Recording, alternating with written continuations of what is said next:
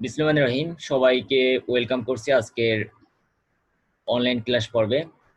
ICT 6 chapter database management সিস্টেমের থেকে তোমাদেরকে আজকে যে টপিকটি আলোচনা করব সেটা হচ্ছে ইন্ডেক্সিং, কোয়েরি এবং শর্টিং। এই বিষয়ের উপর আমি আজকে তোমাদেরকে এক্সটেন্ড করব। তোমরা নিশ্চয় আমার স্ক্রিন দেখতে পাচ্ছ।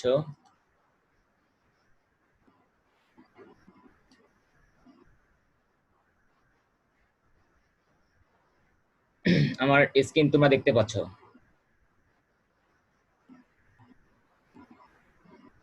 আচ্ছা, আমি শুরু করি তাহলে।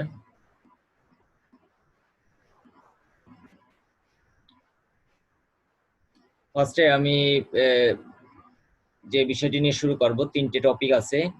একটা শর্টিং, ইন্ডেক্সিং, কোয়েরি। আমরা শর্টিং নিয়ে ফার্স্টে তোমাদেরকে ডিসকাস করব।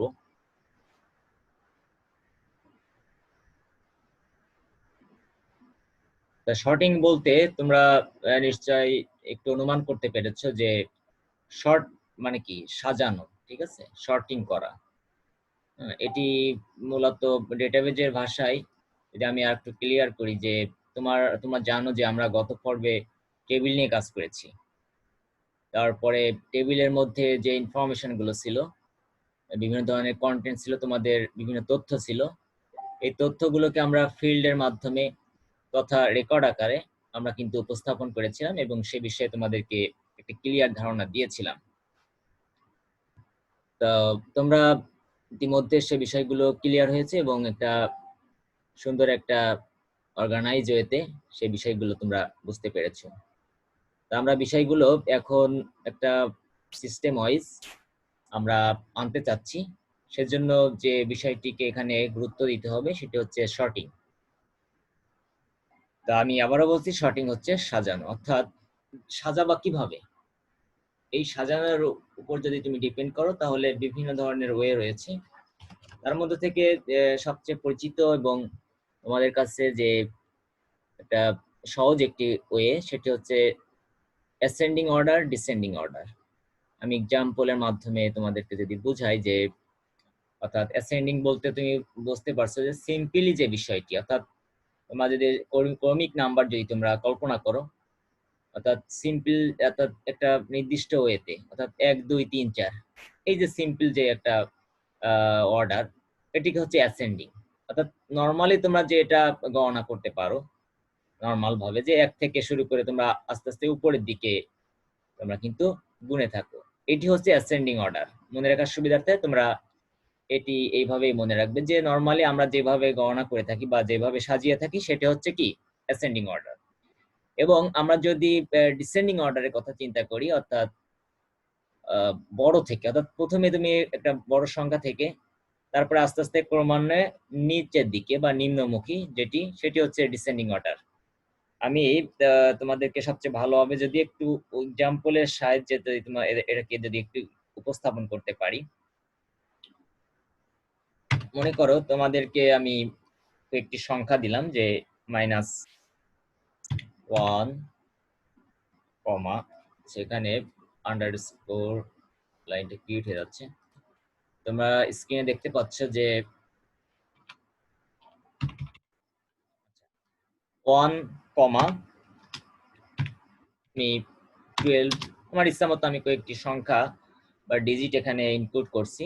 5, 3, -3। এখন আমি তোমাকে বললাম যে এখান থেকে আমাকে অ্যাসেন্ডিং অর্ডারে এই সংখ্যাগুলো সাজিয়ে দাও। তাই তোমরা নিশ্চয় অ্যাসেন্ডিং বলতে বোঝাচ্ছে ছোট থেকে বড়। এখানে সবচেয়ে ছোট সংখ্যাটি কোনটি? সব থেকে ছোট সংখ্যা কিন্তু -3। অর্থাৎ এখানে মাইনাস বলতে হচ্ছে মাইনাসের ক্ষেত্রে যে সংখ্যাটি ঋণাত্মক এই চিহ্ন ব্যতীত যে সংখ্যাটি সবচেয়ে বড় সেটি হচ্ছে সর্বনিম্ন, মাইনাস যদি থাকে। সেক্ষেত্রে দেখা যাচ্ছে -1 এবং -3, অর্থাৎ 1 এবং 3 এই দুটো হচ্ছে নেগেটিভ। তাহলে এর মধ্যে আমরা নিশ্চয়ই ছোট সংখ্যা হচ্ছে -3। আমরা ডিসেন্ডিং অর্ডারে সাজাবো, এই জন্য আমরা 3 থেকে শুরু করব। এরপর আসবে হচ্ছে, জাস্ট এটি কিন্তু এক্সাম্পল, -1। এরপর আসবে আমরা এখান থেকে বের করব, অর্থাৎ খুঁজে বের করতেছি যে কোনটাকে স্থান দেওয়া যায় অ্যাসেন্ডিং অর্ডারে। 1 এর পরে স্থান দেওয়া যাবে 3 কে, এরপরে আমরা স্থান দিতে পারবো 5, এরপরে স্থান দেব 12। তাহলে এটি হচ্ছে আমাদের অ্যাসেন্ডিং অর্ডারে আমরা ডেটাকে অ্যারেঞ্জ করতে পারলাম। এবার যদি তোমাদেরকে ডিসেন্ডিং অর্ডারে বলে তাহলে একইভাবে তোমরা অর্থাৎ এর বিপরীত, অর্থাৎ বড় থেকে ছোট, 12, 5, 3, -1, -3, এভাবে তোমরা সাজিলে সেটা হচ্ছে ডিসেন্ডিং অর্ডার। তাহলে আমরা একটু এখানে আমরা ব্র্যাকেটে এটাকে একটু এখানে লিখে দিই অ্যাসেন্ডিং অর্ডার। ঠিক আছে, এটা হচ্ছে অ্যাসেন্ডিং অর্ডার।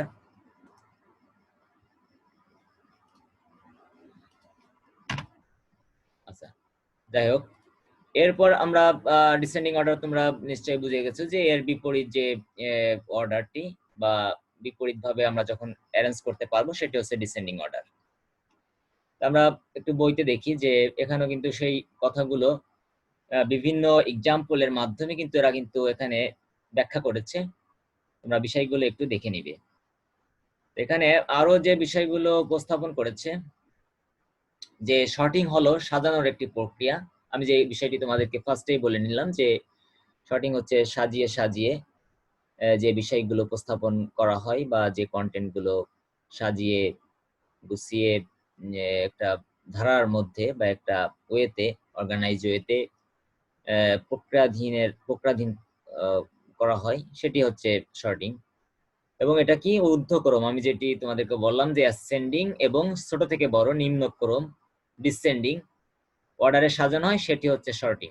ঠিক আছে, এখন আসো যদি আমরা একটু টেবিলের মাধ্যমে যদি আমি এটিকে তোমাদের কাছে যদি উপস্থাপন করি যে আমরা যে ডেটাবেস ক্রিয়েট করি, বিভিন্ন টেবিল ক্রিয়েট করি, এই টেবিলে আসলে অ্যাসেন্ডিং বা ডিসেন্ডিং অর্ডার এটি কিভাবে কাজ করে, হ্যাঁ, সেই বিষয়টি আমরা একটু প্র্যাকটিক্যালি দেখি। আমরা ডেটাবেসকে যখন, অর্থাৎ তোমাদের স্টুডেন্টের আইডি, রোল বা বিভিন্ন ধরনের ইনফরমেশন যখন একটা অর্গানাইজ ওয়েতে ইনক্লুড করা হয়, তখন এই টেবিলে বা ওই যে টেবিলে তোমাদের ডেটাগুলোকে ইনক্লুড করা হয় সেই টেবিল থেকে কিভাবে তোমাদের ডেটাগুলো অ্যাসেন্ডিং অর্ডারে যদি সাজাতে বলি, বা আমরা যদি বলি যে আমাদের স্টুডেন্টের তথ্যগুলোকে অ্যাসেন্ডিং অর্ডারে আমাদেরকে সাজিয়ে দিন, তাহলে কিভাবে সাজানো যায়। মনে করো তোমাদের ডাটাগুলো এইভাবে এই ফর্মে ইনক্লুড করা আছে, সেক্ষেত্রে আমাদের নির্দিষ্ট একটা কি বেছে নিতে হবে, অর্থাৎ একটা ফিল্ডকে প্রথমে আমাদেরকে মানদণ্ড হিসেবে বিবেচনা করতে হবে। কারণ আমাদের একটা ডেটাবেস টেবিলে বিভিন্ন ধরনের ফিল্ড থাকে যার মধ্যে আমাদের বিভিন্ন তথ্য ইনপুট করা থাকে। তা নিশ্চয় আমাদের একটা মানদণ্ড বা একটা নির্দিষ্ট ফিল্ডকে আমাদেরকে কিন্তু প্রাধান্য দিতে হবে, যার মাধ্যমে আমরা সেই ডেটাকে বা সেই ফিল্ডকে আমাদেরকে অর্ডার ওয়াইজ, অর্থাৎ অ্যাসেন্ডিং বলো আর ডিসেন্ডিং বলো, সেই অর্ডারে কিন্তু আমরা সাজিয়ে নিব। তা আমরা এই টেবিল থেকে আমরা যদি চাই যে আমরা স্যালারি ওয়াইজ, অর্থাৎ স্যালারি যে ফিল্ডটি রয়েছে তার আন্ডারে, অর্থাৎ স্যালারি অ্যাক্রসে যে ডেটাগুলো রয়েছে সেই অ্যাক্রসে আমরা অ্যাসেন্ডিং অর্ডারে যদি সাজাই, আমরা ডিসেন্ডিং অর্ডারে সাজাই। ঠিক আছে, যে ডিসেন্ডিং বলতে কি বোঝাচ্ছে যে বড় থেকে একেবারে নিচের দিকে, অর্থাৎ ঊর্ধ্ব থেকে নিম্নগামী, অর্থাৎ স্যালারি যার সব থেকে বেশি সে টপে স্থান পাবে এবং যার সব থেকে কম সে নিচের দিকে চলে যাবে। এভাবে যদি আমি এই টেবিলটাকে আমি যদি অ্যারেঞ্জ করতে চাই তাহলে কি করতে হবে, আমরা স্যালারি, আমি যেটি তোমাদেরকে ফার্স্টে বলে নিয়েছি যে আমরা একটা নির্দিষ্ট ফিল্ডকে বা নির্দিষ্ট কলামকে আমরা যদি আমাদের ফার্স্টে ইন্ডিকেট করতে হবে, যার মাধ্যমে আমরা এই টেবিলটাকে অ্যাসেন্ডিং বা ডিসেন্ডিং অর্ডারে সাজিয়ে নিব। তা আমরা নির্দিষ্ট কি হিসেবে আমরা স্যালারিকে বেছে নিই। তা আমাদের দেখা যাচ্ছে যে যদি আমি ডিসেন্ডিং অর্ডার, আমি অ্যাসেন্ডিং না, আমি ডিসেন্ডিং অর্ডারে সাজাবো। আমরা এই জায়গায় লেখা আছে, আমরা কিন্তু ফার্স্ট এক্সাম্পল দিয়েছিলাম যে অ্যাসেন্ডিং অর্ডারে আমরা এই ডাটাবেস টেবিলটাকে ডিসেন্ডিং অর্ডারে সাজিয়ে নিব। তাহলে ফার্স্টে যেটি আসবে 3500, অর্থাৎ এই 3 নম্বর যে ফিল্ডটি সেটি কিন্তু আমাদের এখানে চলে আসবে যদি সাজাতে চাই, তাই না? এই খুবই ইজি জিনিস, তোমরা নিশ্চয়ই বুঝতে পারছো। প্লাস ডাটাবেজে কিন্তু এটি এভাবে কাজ করে, ওদের কমান্ড দেওয়া থাকে, কমান্ড অর্থাৎ একটা সফটওয়্যার, আমি তোমাদেরকে আগেই যে ক্লাসগুলোতে ক্লাস নিয়েছিলাম সেখানে কিন্তু বলেছি ডাটাবেস ম্যানেজমেন্ট সিস্টেম একটি সফটওয়্যার, যে সফটওয়্যারের কাজ হলো এই সাজানো, অ্যাসেন্ডিং বা ডিসেন্ডিং বিভিন্ন অর্ডারে সাজানো, ডিলিট করা, কন্ট্রোল করা। তার মধ্যে আমরা কিন্তু একটা কাজ যেটি সফটওয়্যারে করে থাকে সেটি হচ্ছে এই যে এই অর্ডারে কিন্তু আমরা তথ্যগুলো অ্যারেঞ্জ বা শর্ট করতে পারবো। এরপরে আমাদের যে তথ্যটি আসবে যে এরপরের যে সংখ্যাটি বা স্যালারিটি, সেটির পরিমাণ হচ্ছে কত, এটা 13,500 আর এখানে ছিল 35,000, তা আমরা এটি হবে। এরপরে আমরা এটিকে দিতে পারবো। এরপরে আমাদের কোনটি আসবে, আমরা এখান থেকে ফাইন্ড আউট করব যে এরপরে স্থান পাবে কোন রেকর্ডটি। এরপরে স্থান পাবে 6,700 আছে, 3,800 আছে, 7,000 আছে, তাহলে 7,000 নিশ্চয় স্থান পাবে, অর্থাৎ রিমন নামের যে ব্যক্তি তার রেকর্ডটি এখানে স্থান পাবে। এরপর নিশ্চয় 6,000 এই রেকর্ডটি স্থান পাবে। তোমাদের যদি কোনো প্রশ্ন থাকে তোমরা নোট করে রাখো, আমার ক্লাস শেষে তোমাদেরকে টাইম দেবে, তোমরা আমাকে প্রশ্ন করবে। এরপর লাস্টে আমাদের এই ভ্যালুটি স্থান পাবে। এভাবে মূলত সফটওয়্যার ডেটাবেস ম্যানেজমেন্ট সিস্টেমে যখন আমরা শর্টিং ওয়েতে কাজ করব তখন কিন্তু এভাবে তারা কাজ করে। এখানে একটি সমস্যা হলো শর্টিং করার পর যদি এখন মনে করো যে স্যার, একটা প্রশ্ন তোমরা করতে পারো যে স্যার আমি যদি এই শর্টিং যখন করা শেষ হলো তখন যদি আমি এক্সট্রা কোনো রেকর্ড বা এক্সট্রা কোনো ব্যক্তির যদি তথ্যকে আমরা ইনপুট করতে চাই তাহলে কি আমাদের কি একটা রেকর্ড কিন্তু বাড়াতে হবে, অর্থাৎ একটা রো কে বাড়াতে হবে। সাপোজ মনে করো আমি রেকর্ডকে বাড়িয়ে দিলাম, এখান থেকে ইনসার্ট করে আমরা যদি বিরতি দেখো একটা কিন্তু আমি রেকর্ড আমি কিন্তু ক্রিয়েট করলাম, 6 দিলাম, এখানে আমি এখানে একজনের নাম দিলাম, মনে করো করিম। করিম নামের একজন ব্যক্তিকে আমি এখানে নিয়োগ করলাম এবং তার স্থান পজিশন দিলাম, সে একজন ক্লিনার, CLEANER ক্লিনার, এবং তার মাসিক বেতন আমি ধরলাম 6,000 টাকা ধরি সাপোজ। এখন যে সমস্যাটি হবে, অর্থাৎ আমি এটি বোঝাতে চাচ্ছি যে এই যে সাজানোর পর অর্থাৎ শর্টিং কমপ্লিট হয়ে গেছে, এরপর যদি আমি কোনো ডেটাকে যদি আমি ইনপুট করি সেক্ষেত্রে একটা অসুবিধা আছে, যেটি হচ্ছে এ কিন্তু আর কাজ করতে পারবে না, অর্থাৎ অটোমেটিক্যালি এ কিন্তু স্বয়ংক্রিয়ভাবে কিন্তু নিচে বা এই পজিশনটি অর্থাৎ 6,000 যে স্যালারি এটি কিন্তু যুক্ত হওয়ার কথা, কিন্তু এখানে 6,700 পরে সে কিন্তু স্বয়ংক্রিয়ভাবে যুক্ত হতে পারবে না। এটি হচ্ছে এর প্রবলেম। এ যদি এই স্থানে যুক্ত হতে চায় তাহলে এই টেবিলটা আর থাকবে না, এটিকে ডিলিট করে আবার নতুন করে শর্টিং করতে হবে। এটি হচ্ছে শর্টিং এর একটা অসুবিধা। তা আমরা নিশ্চয়ই শর্টিং এর অসুবিধাটি জেনে গেলাম।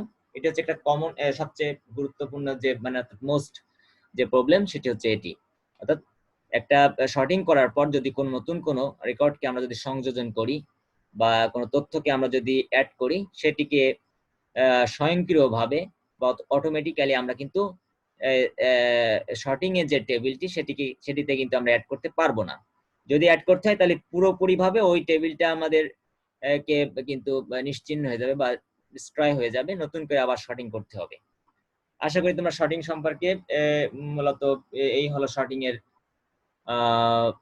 বেসিক ধারণা বা বিষয়বস্তু। আমরা এরপর আসবো একটু বই, এই স্লাইডে চলে আসি।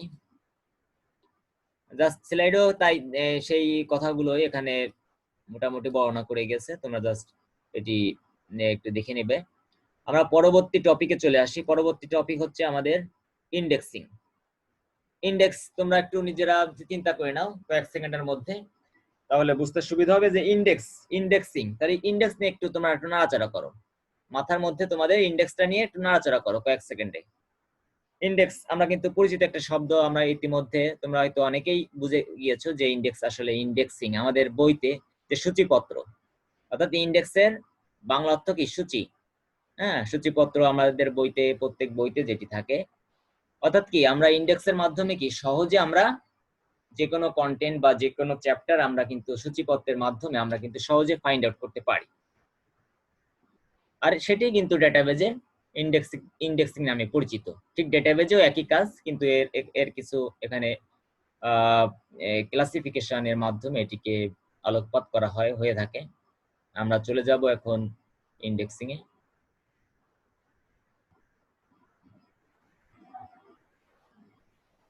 আমরা কোয়েরি লাস্টে দেখব।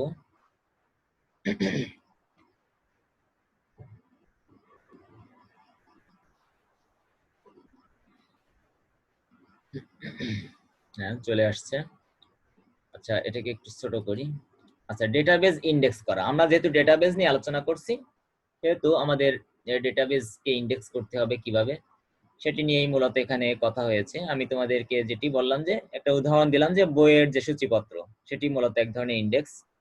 এখানে ওরাও বিভিন্ন ধরনের উদাহরণের মাধ্যমে তোমাদেরকে এখানে এক্সটেন্ড করেছে, এবং সুন্দর একটা এখানে ডিফিনেশন দিয়েছে যে ডেটাবেজের টেবিলের রেকর্ড সময়কে আমরা জানি যে আমরা যে বিষয়টি টেবিলের কলাম অথবা রো, যেটিকে আমরা রোকে কিন্তু আমরা রেকর্ড হিসেবে আমরা এখানে বিবেচনা করব, সেই রেকর্ড সময়ের অ্যাড্রেসকে কোনো লজিক্যাল অর্ডারে সাজিয়ে রাখাকে ইন্ডেক্স বলা হয়। লজিক্যাল অর্ডার কি?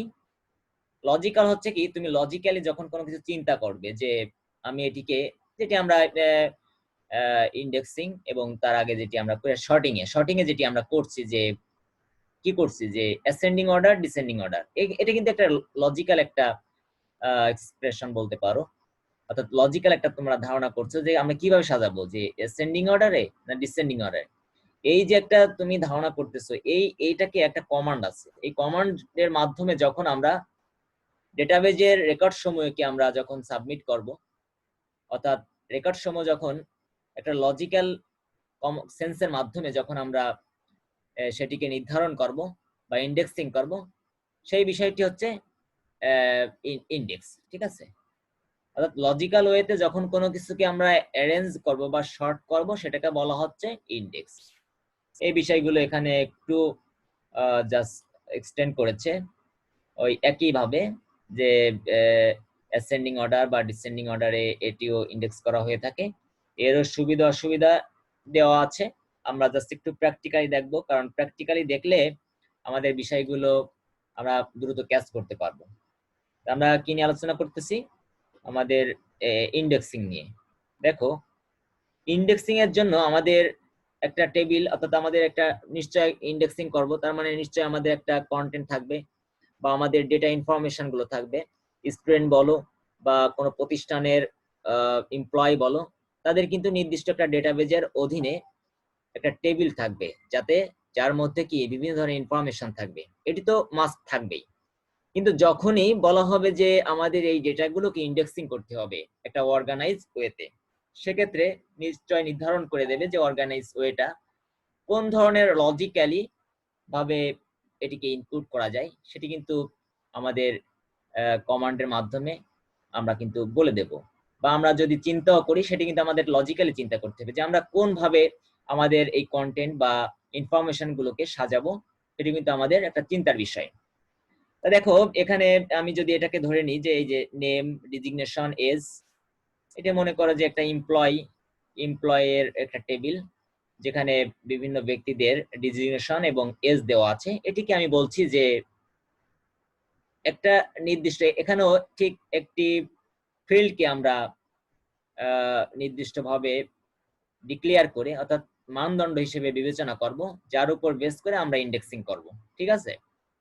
আমরা এজের উপর ডিপেন্ড করে আমরা ইন্ডেক্সিং করব। ঠিক আছে? অর্থাৎ এখানে যদি আমি অ্যাসেন্ডিং অর্ডারে যদি ইন্ডেক্সিং করি, যে আমার এই টেবিলের যতগুলো রেকর্ড আছে সেগুলোকে আমার অ্যাসেন্ডিং অর্ডারে কি করতে হবে, ইন্ডেক্সিং করতে হবে।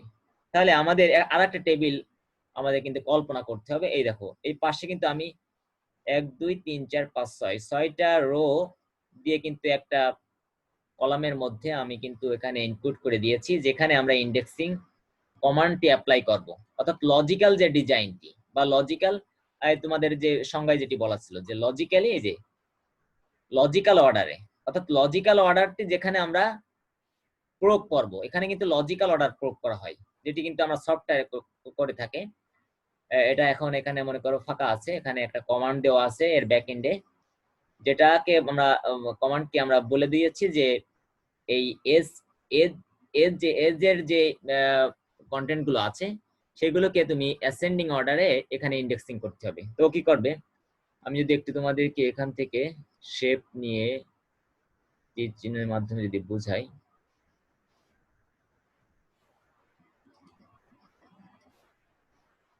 আচ্ছা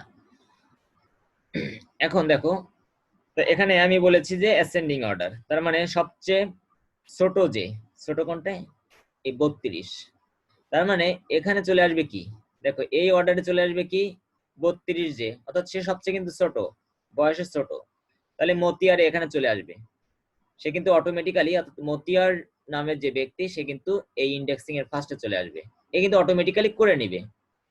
ঠিক একইভাবে তারপরে যে বয়স, অর্থাৎ 32-এর পরে কি আছে 40, সে কিন্তু একইভাবে সাজিয়ে যাবে, অর্থাৎ যে কমান্ডটি এই ব্যাকএন্ডে দেওয়া আছে সেই কমান্ডের মাধ্যমে সে কিন্তু চলে আসবে পরের স্টেপে, অর্থাৎ এই স্টেপে চলে আসবে কে 40, অর্থাৎ জুয়েল চলে আসবে।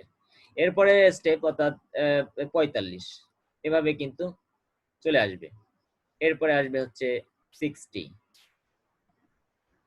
আমরা যদি 60 এখানে দিই, এখানে কি আসবে 60, রিমন এ চলে আসবে।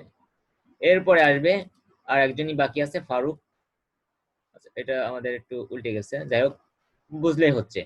এখন মনে করো এর আমরা ইন্ডেক্সিং একটা সমস্যা দেখছিলাম যে আমাদের শর্টিং এর পর যদি কেউ অ্যাড হয় সেক্ষেত্রে কিন্তু নতুন করে কিন্তু আমাদের আবার শর্টিং করা লাগে, অর্থাৎ একটা স্বয়ংক্রিয়ভাবে কিন্তু আমরা অ্যাড করতে পারি না।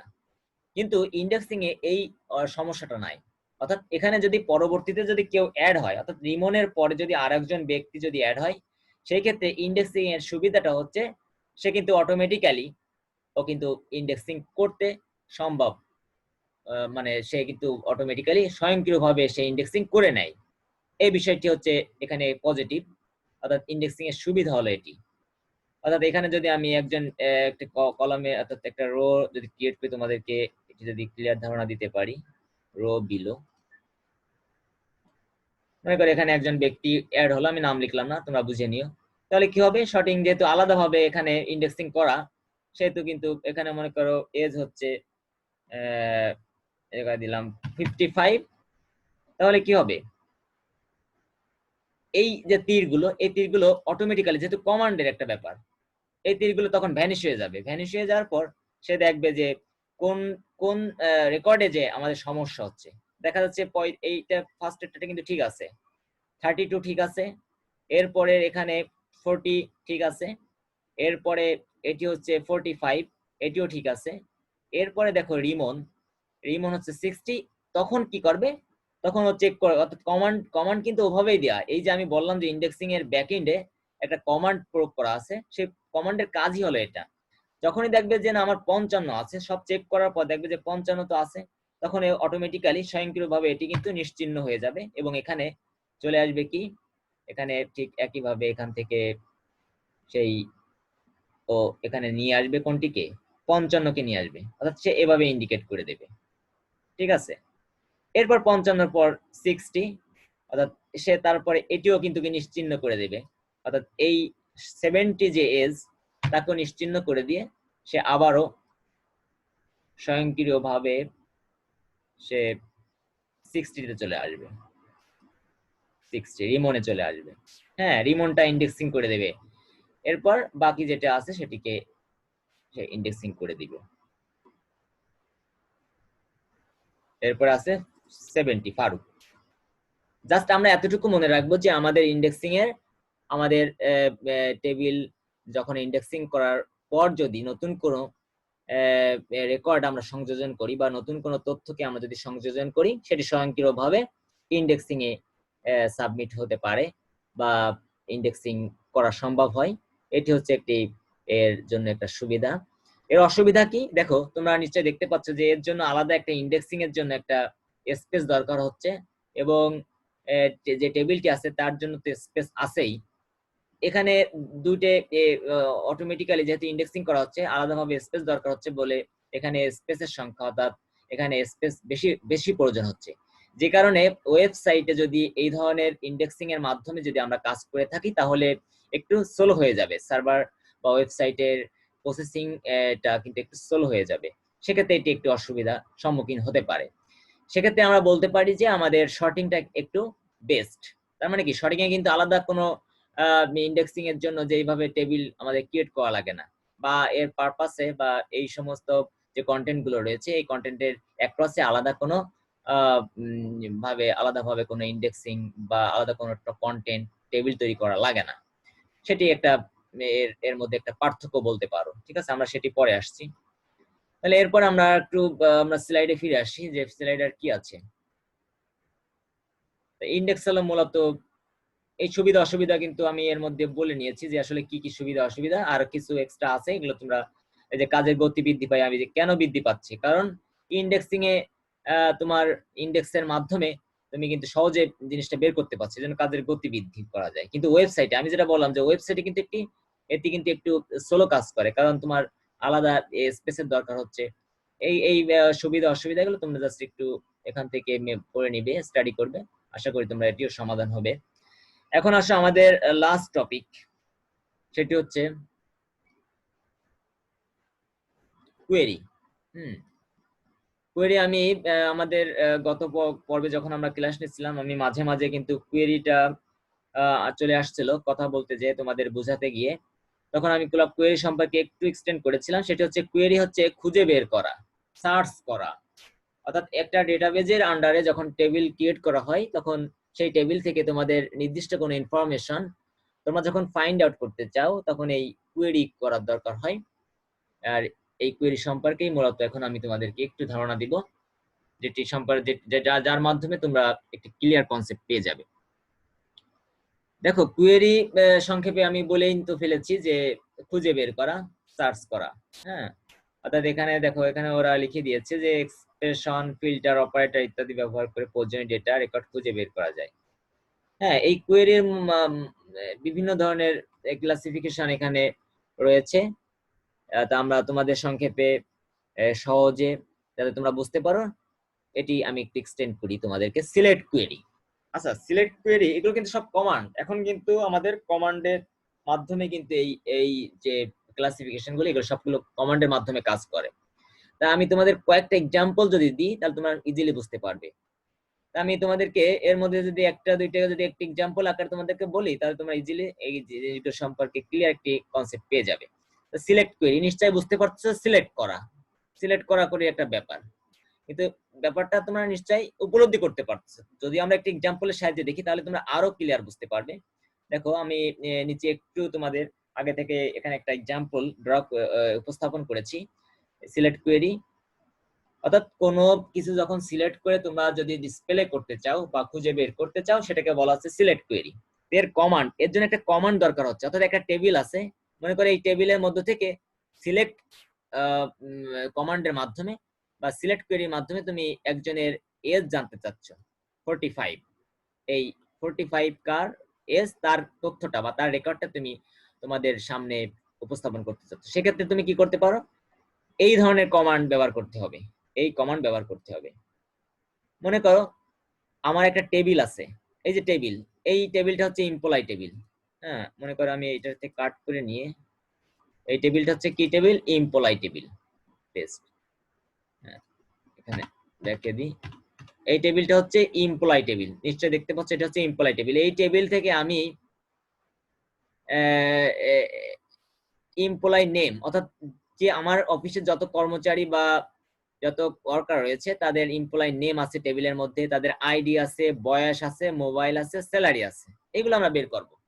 এগুলো এগুলো আমাদের টেবিলে ইনক্লুড করা আছে।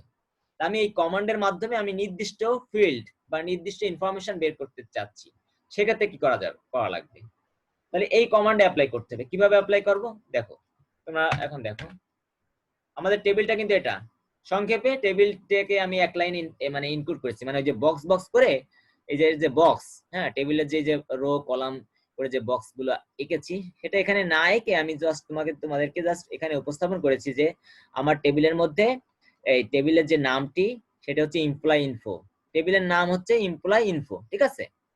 আর ফিল্ড আছে কি কি, এমপ্লয় নেম নামে একটা ফিল্ড আছে, মানে এই যে ফিল্ডটা, এটি একটা ফিল্ড আছে কি নেম নামে, হ্যাঁ। আর একটা ফিল্ড আছে আইডি নামে, এখানে আইডি নাই কিন্তু একটা ফিল্ড আছে আইডি নামে। আর একটা ফিল্ড আছে এজ নামে, আর একটা ফিল্ড আছে মোবাইল নামে। হ্যাঁ, আমি আচ্ছা আমার ক্লাসের মধ্যে আমি একটা কথা তোমাদেরকে স্মরণ করাই দিই, আমার ক্লাসের টাইম প্রায় শেষ হয়ে যাচ্ছে। যদি শেষ হয়ে যায় তোমরা আবারও জয়েন করবে, ঠিক আছে? ওই একই আইডি পাসওয়ার্ড দেওয়া আছে, ওটাই ক্লিক করলে জয়েন হতে পারবে যদি কেটে যায়, ঠিক আছে? আচ্ছা আসো, আমাদের একটি ফিল্ড আছে এস, আর একটা ফিল্ড আছে মোবাইল, আর একটা ফিল্ড আছে স্যালারি।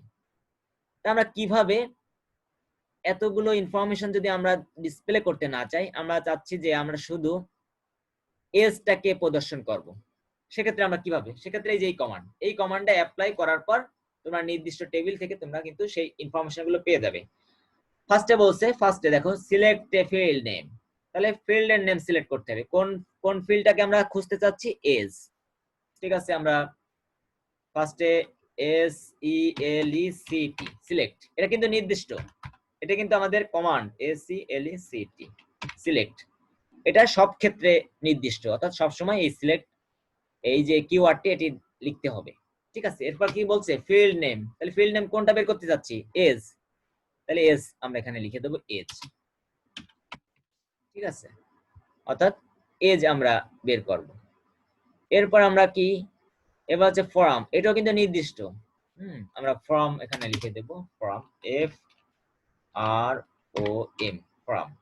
এরপর হচ্ছে টেবিল নেম, টেবিল নেম কোনটা, এই যে টেবিল নেম হলো এমপ্লয় ইনফো, আমরা এমপ্লয় ইনফো টেবিল নামটা এখানে লিখে, আমাদের যেহেতু কমান্ড শেষ, আমাদের কমান্ড শেষে অবশ্যই আমাদের সেমিকোলন দিতে হবে।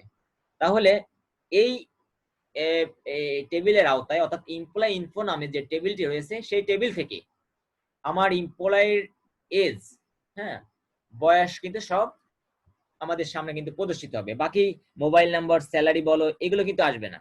এখন তুমি যদি বলো যে স্যার আমি আমি একাধিক ইনফরমেশন চাচ্ছি, হ্যাঁ, সেক্ষেত্রে কি হবে, তুমি মনে করো চাচ্ছ যে তোমার এমপ্লয় নেম চাচ্ছ এবং বয়স চাচ্ছ, সেক্ষেত্রে কমা কমা দিয়ে তুমি এই ডেটাগুলো তোমাদের সামনে ডিসপ্লে করতে পারবে। কিভাবে, মনে করো নেম থাকলে NAME নেম, যদি ফিল্ডের নাম নেম থাকে তাহলে নেম কমা এজ, হ্যাঁ, এভাবে দিতে হবে। এভাবে ইনক্লুড করে জাস্ট এভাবে কমান্ডটা করলে তোমার নির্দিষ্ট এই যে টেবিল থেকে জাস্ট এজটা তোমাদের সামনে প্রদর্শিত হবে, এবং নাম এবং এজ এই দুটি ইনফরমেশন যদি তোমরা এই কমান্ড অ্যাপ্লাই করো তাহলে তোমাদের সামনে প্রদর্শিত হবে।